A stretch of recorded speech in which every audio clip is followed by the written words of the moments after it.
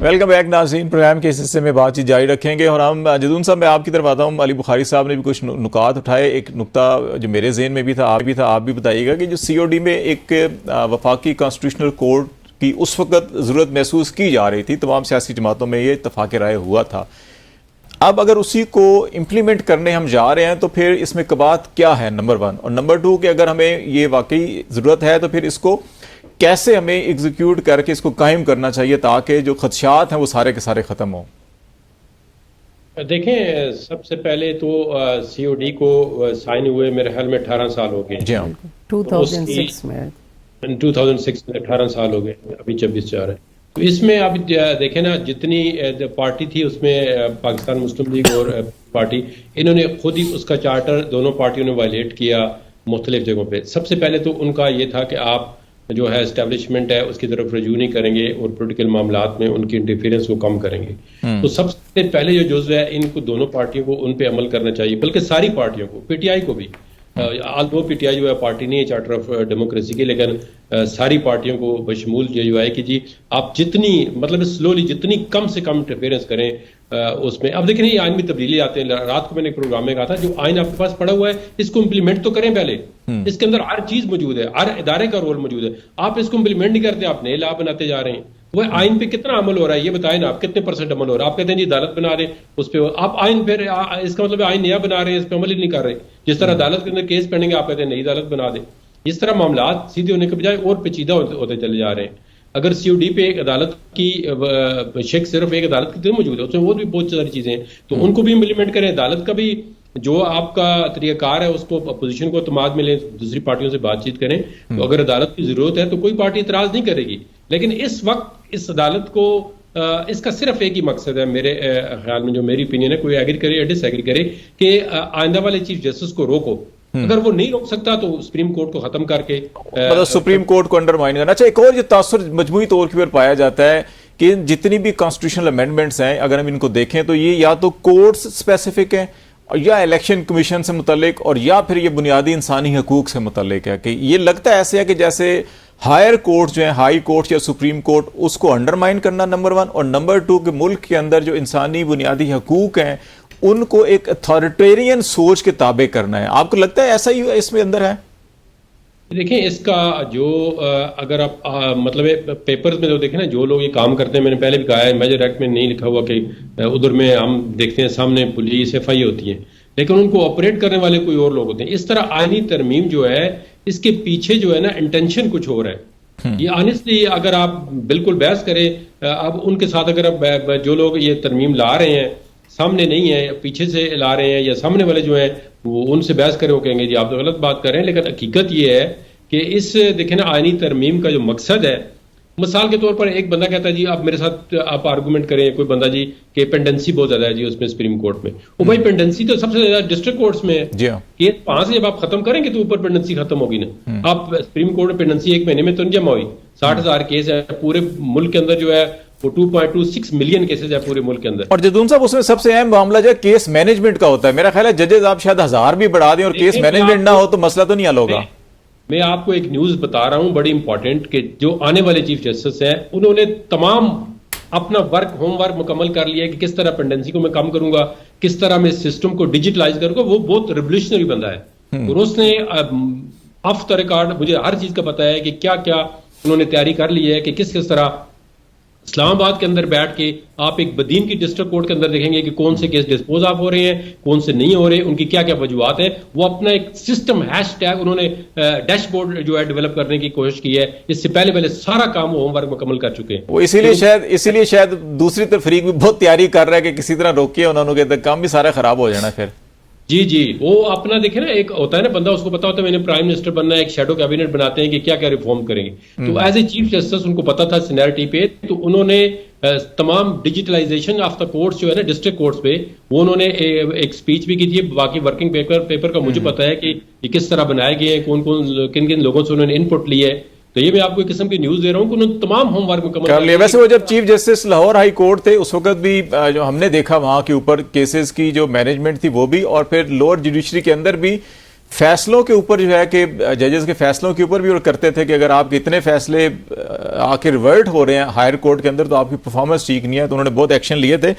Madam शायद आपकी तरफ मैं आ जाता हूँ, यही नुकता कि क्या आपको भी आपकी पार्टी को भी यही फीलिंग है कि ये सारी की सारी जो कॉन्स्टिट्यूशनल अमेंडमेंट्स थी ये कोई पर्सन स्पेसिफिक या इंस्टीट्यूशंस को कंट्रोल करने के लिए जुडिशरी को, या फिर ये है कि बुनियादी इंसानी हकूक से मुतल्लिक सारी की सारी है कोई अथॉरिटेरियन सोच लागू करने की है, या समझती थी कि इसके अंदर नहीं कुछ ऐसी चीजें हैं कि वाकई उनको आप मुशावरत करके जो है कि उसको बेहतर करके आप इम्प्लीमेंट कर सकते हैं? देखें, जितना कॉन्टेक्ट उस वक्त स्टडी कर लिया गया था तो उसमें तो बेसिक यही था कि सबसे पहले हमारा ये था कि मॉडलिटी, ये तरीक़ाकार सही नहीं है। सेकेंडली ये कि जो ह्यूमन राइट की वॉलेशन जो कि आर्टिकल 8 और क्लास 2A बताई गई थी, उसमें नेशनल सिक्योरिटी की जो वो था इंटेंशंस उसमें बताई जा रही थी, और जो एक ह्यूमन राइट की वायलेशन को देखते हैं और उसमें इस्तिस्नाई जो रवैया रखा गया है कि कित हद तक इस्तिस्ना दिया जाएगा, तो ये चीज़ जो है वो बहुत अलार्मिंग थी। और इसी तरह आर्टिकल 51 था, बाकी जो इतने भी थे उस वक्त देखे गए थे, तो उन सब पे तकरीबन एतराज़ था। कुछ चीज़ें ऐसी थी कि जिसमें हम भी चाहते थे कि इस्लाह की ज़रूरत है, और हम बार बार कह भी रहे हैं, ज़ाहिर हमारा काम ही लेजिस्लेशन है, हम करेंगे जो भी हमारे पास टास्क हमें दिया जाएगा पार्लियामेंट में। लेकिन इस वक्त ये मौजूदा सूरत हाल में बहुत ही ज़्यादा सेंसिटिव था, और मैं तो यही कहूँगी कि एक्सेप्टेबल नहीं था, न सिर्फ हमारी पार्टी को, अभी बाद में आप देख रहे हैं कि कुछ और पार्टीज की तरफ से भी ये हिम्मत उन्होंने बांध ली और कहा जा रहा है कि ये इसमें काफ़ी चीज़ें हैं जिसको दोबारा से देखने की ज़रूरत है और एक कंसेंसस डेवलप करने की ज़रूरत है। हम भी चाह रहे हैं कि यूनानिमसली कोई अच्छा ही नतीजा आए, उसको हम देखें। ज़रूरी नहीं कि अब ये चीज़ें और पर्सनल और टाइम स्पेसिफिक की तो हर तरफ बाज़गश्त सुनाई। अच्छा, JUI और PTI में बहुत फासले थे, और हमने जलसों में बदकिस्मती से बहुत सी ऐसी चीज़ें सुनी जो दोहराना मुनासिब नहीं लगता, लेकिन ये सारे के प्रोसेस के अंदर अब जो है कि वो फासले कम हुए हैं और ज़बान बयान जो है वो बहुत बेहतर हो गया। आप आज भी फजल रहमान साहब असद कैसर साहब के घर पे गए, वहाँ पे डॉक्टर अलवी ने भी उनको रिसीव किया और इकट्ठे हुए।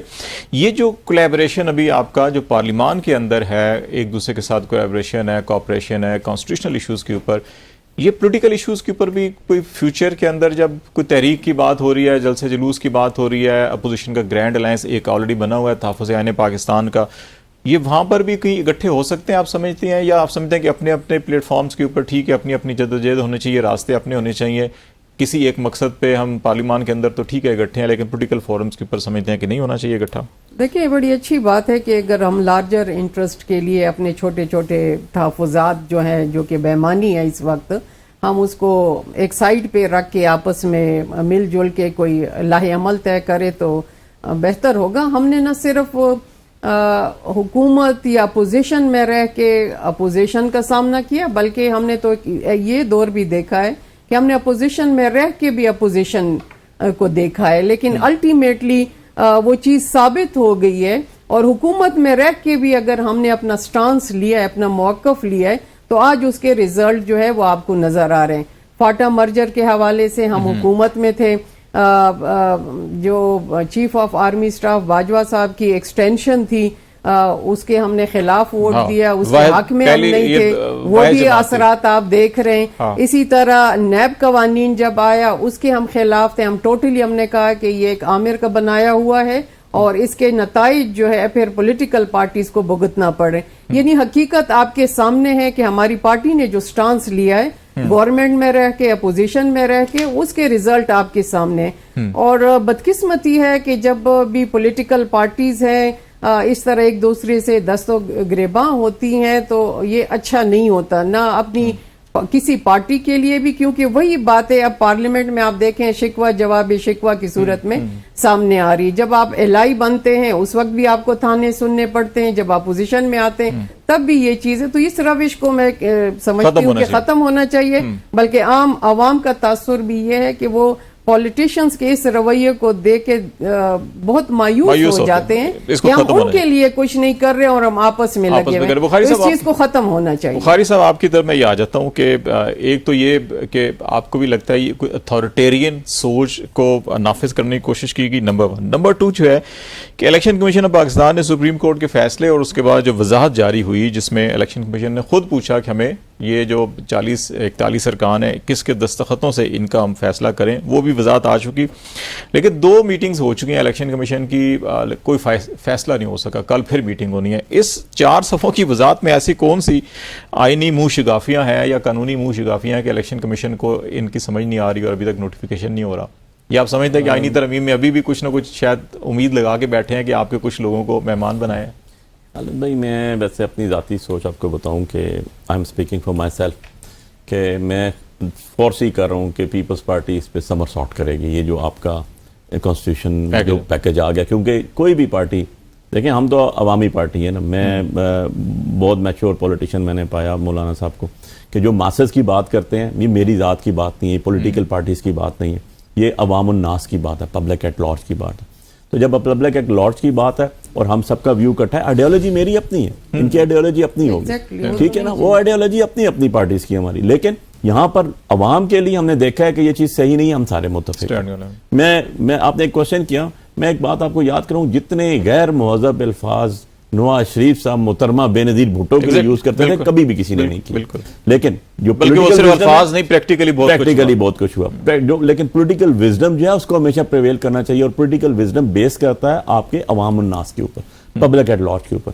अब जो ईसीपी की बात आपको मैं बताऊं, जो आपका रेलेवेंट क्वेश्चन है, ईसीपी मेरे नजदीक it's a totally a biased institution. ECP इदारा है, कौन सा, कमीशन, ना वो कोर्ट है ना वो ट्रिब्यूनल है। उनके पास वही इख्तियारात हैं कि वो आपने एक election fair, free and transparent कराने हैं, जिसमें वो पूरी तरह नाकाम हो चुके हैं, जिसमें वो आज तक 72 अरब रुपया लगाने के बाद 38 करोड़ रुपया लगाने के बाद ईएमएस सिस्टम कोर्ट मांगती है, वहां पर नहीं देते।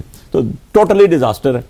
और आपके जो उनके जो आपका जो क्वेश्चन आया था कि अभी तक वो वजाहत नहीं कर सके, उसमें उनकी बायसनेस शामिल है, उसमें मैलिस शामिल है। जब आपको क्लियर, फेयर, फ्री तरीके से, वो कौन सा ऐसा ऑर्डर है सुप्रीम कोर्ट का जो पढ़ने में अभाम है, सिंपल इंग्लिश में लिखा हुआ है, एक एक चीज लिखी हुई है, और आपको एंडोर्स किया हुआ उन्होंने कि ये आपके बैरिस्टर गोह जो है वो पीटीआई के चेयरमैन है, और आप उसको दोबारा पूछने जा रहे हैं। अदरवाइज कह दिया उन्होंने, अब करें। अब आप वो कहते हैं हम आईनी इदारा हैं और ये जुबान इस्तेमाल की जा रही है हमारे लिए। देखें, अब ये अगर वो कह रहे हैं तो मेरा ख्याल है वो तो कंटेम्प्ट ले नहीं सकते, जुडिशियल कंटेम्प्ट की बात कर सकता हूँ, सुप्रीम कोर्ट जरूर ले सकती है। कोई कॉन्स्टिट्यूशनल अदारा, कोई कॉन्स्टिट्यूशन अदारे पे बैठा हुआ बंदा कॉन्स्टिट्यूशन से बालातर नहीं है। बड़ी अच्छी बात की थी जदून साहब ने, जो आपका बना हुआ है दस्तूर, जिसको आप दस्तूर पाकिस्तान कहते हैं, कॉन्स्टिट्यूशन ऑफ पाकिस्तान 1973 कहते हैं, इसको एग्जीक्यूट तो इसके its original true litre and spirit में करवा दें। अब बात यह है कि कोई कानूनी कॉन्स्टिट्यूशन पोस्ट पे बंदा बैठा हुआ वो गैर कॉन्स्टिट्यूशनल काम करे तो क्या उसको पूछने? लेकिन जो ये तरमीमी मसवदा है उसके अंदर तो इलेक्शन कमीशन के सारे मेंबरान और चीफ के लिए जो है कि सिर्फ करारदाद के जरिए 3 साल, मैं तो कहता हूँ ये फॉर्म 47 बनाने के एवज उनको नवाजा जा रहा है। मेरे नजदीक तो ये बड़ा सिंपल अल्फाज ले तो ये फॉर्म 47 की जो उनके कारस्तानियां नवाजा जा रहा है। मैडम, एक आखिरी मिनट है हमारे पास, एक चीज मैं आपसे पूछना चाहूंगा कि ये इस किस्म की खबरें भी आ रही थी कि जेयूआई अपना कोई ड्राफ्ट भी तैयार कर रही है तरमीमी, कोई ये ऐसी खबरें ठीक है या आप उसी ड्राफ्ट के अंदर कुछ जो है कि चेंजेस करके वापस देना चाह रहे हैं या अपना भी कोई आईनी मसवदा तैयार कर रहे हैं आप?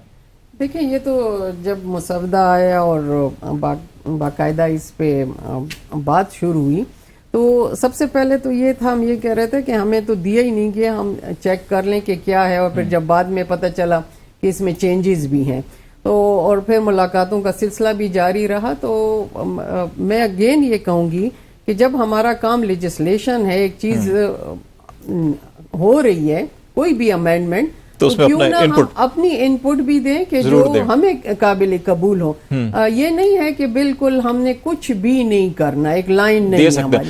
आखिरी 30 सेकंड है बुखारी साहब, आपका मौक़िफ़ ये रहा है कि हम इस गवर्नमेंट को इसको नहीं मानते फॉर्म 47 की बुनियाद के ऊपर, जब आप इनपुट देंगे तो क्या आप इसको तस्लीम कर लेंगे? इनपुट देंगे नहीं देंगे? देखें जी, बिल्कुल भी नहीं देंगे हम। जो है इसके ऊपर बड़ा क्लियर स्टांस है इमरान खान साहब का, हमारे पार्लियामेंटेरियंस का, कि ये सब का सब शबखून मारा जा रहा है। देखें, यहाँ लोगों की बेसिक राइट्स की बात आ जाती है खालिद भाई, जहां पर लोगों के फंडामेंटल राइट्स की बात आ जाती है, जहां आर्टिकल 199 में होता है उसमें कोई जी शऊर आदमी, कोई समझदार बिल्कुल आप politician इनपुट उसके अंदर नहीं जा के लिए सकता। तैयार नहीं है। बहुत शुक्रिया अली बुखारी साहब आपका, और मैडम शाहिदा अख्तर अली साहब बहुत शुक्रिया आपका भी। नाज़रीन, आज हम बातचीत करते हैं पैकेज और तमाम पाकिस्तान की सियासी सूरत हाल और इलेक्शन कमीशन के रोल के ऊपर भी। आज तक के लिए इतना ही। खालिद जमील को इजाज़त दीजिए।